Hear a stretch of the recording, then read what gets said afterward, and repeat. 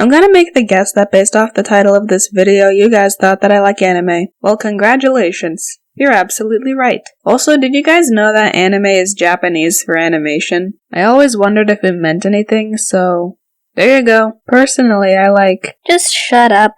Leave me alone, Lucy. Anyway, the type of anime I like is romance, comedy, fantasy, and maybe a little drama. I also bet that you guys assumed that this video was about my first anime ever. No. Wait, then what are you gonna be talking about? What do you mean, what am I gonna be talking about? You were there when I was writing the script. This isn't my very first anime. In fact, I've been watching anime before I even knew what it was. Okay, I didn't watch anime growing up. I do remember I watched a few episodes of Pokemon now and then, but I was never really a fan of it. Which, now that I'm thinking about it, is probably the reason why I never understood anything. All I remember is that I liked Piplup and his owner who had blue hair. But my sister and I watched a lot of Studio Ghibli. Our favorites were Castle in the Sky and Kiki's Delivery Service. I should rewatch those movies now that I think about it. I can't tell you how many times my sister and I have watched those two movies. We tried to watch Howl's Moving Castle at one point, but we got scared in the first few minutes. We tried watching it again a few years later, and now we love it. I'm calling this anime in particular my first anime because it's what got me into anime completely. Now, some of you may already be familiar with this anime, and I'm pretty sure we can all agree that this anime will definitely make you... So, without further ado, my first anime was... drumroll please... Clannad and Clannad After Story. Okay, let me explain this. It was my sister who first discovered this anime. She dropped it for a while and then decided to watch the whole thing with me. Are you actually gonna get out of bed? I was just getting to that.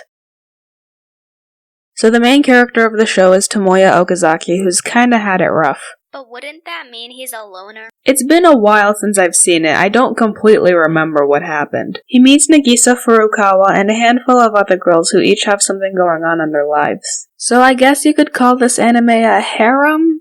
Oh, who am I kidding? Yes, you can. I'm gonna get breakfast started, okay? Oh yeah, thanks. This anime falls under the romance category because throughout the show, Nagisa and Tomoya fall for each other. The romance is very subtle, but trust me, it's there. The first season of Clannad is kinda sad, but we can all say that the second season is where things get real. Somehow, my sister wasn't as emotional as I was. This anime takes place in both the modern world and another world. What are you trying to imply? Well, you can start to understand if you'd stop interrupting me! What I mean is that this anime also has a side story that takes place in an alternate world where there's nobody else other than a girl and a doll made of scraps. Just FYI, the real world is narrated by Tomoya, and the other world is narrated by the doll. The only way I can explain the other world is that it's important to the story. Trust me. Remember how I said that each of the girls that Tomoya meets has their own problems? Well, it's not entirely true. There are 2 or 3 girls that we don't really learn about in the show, but I think that's just because they're not as important. Like I said at the beginning of the video, this is how I got into anime. Anime such as Fairy Tail, Ron High School Host Club, Lovely Complex, and Ohana, and so much that we have to either watch or finish together. I got really attached to this anime, which is why the second season destroyed me. When my sister and I saw the last episode, we were both a little confused, but then years later I looked it up, I got the ending cleared up for me, and was happy and put at ease with the characters. If you understand what I'm talking about, you're probably surprised that my first true anime was an anime that rips out your heart and soul. It's not like you really had much of a choice. Good point. Whatever anime you choose to watch for the first time, you don't really have a say on whether or not it's gonna rip out your soul. As long as you enjoy the anime, you're all good. I'm not gonna spoil anything about this anime, but I do recommend this anime to anyone who's interested in a cute and fluffy burrito dipped in drama sour cream with a side of rub salt in my open wound chips. Think of it as a try not to cry challenge.